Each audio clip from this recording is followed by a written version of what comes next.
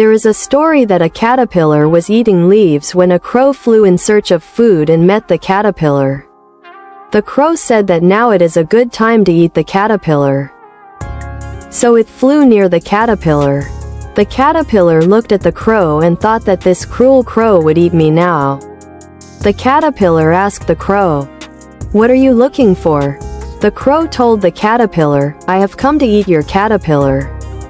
The caterpillar said, "Only if you find my parable can you eat me. If you don't find my parable, you can't eat me." The crow asked, "What is your parable about the worm?" "I will find it out." The worm asked the crow as follows, "What is called the sweetest? What is called the bitterest? What is called the stinkiest? What is called the most fragrant?" When the crow heard the worm ask these 4 questions, he was overjoyed and shouted, thinking that he would find the 4 questions about the worm now and would surely eat the worm.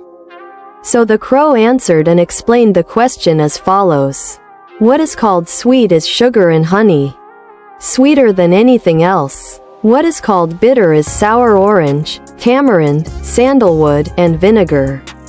The most stinking things are the dung and the remains of all animals. The most fragrant things are the flowers of the yam family, jasmine flowers, and perfume. The crow explained these 4 parables to the worm. The worm said, "Crow, this parable is not right." The crow, with a sad face, said to the worm, "If you are wrong, ask the worm to tell me the parable so that I can understand it." The worm said to the crow, "I can tell you, but you, crow, do not eat me before I tell you." The crow said, "If you tell me, I won't eat your worm." After they had made such a promise and agreed, the worm told the crow a parable, as follows. What is called sweet is not the sweetness of sugar or honey, but the sweetness of words spoken to each other with kind and honest words. This is what is called the ultimate sweetness. What is called bitter is not the bitterness of tamarind, sandalwood, lemon, or vinegar.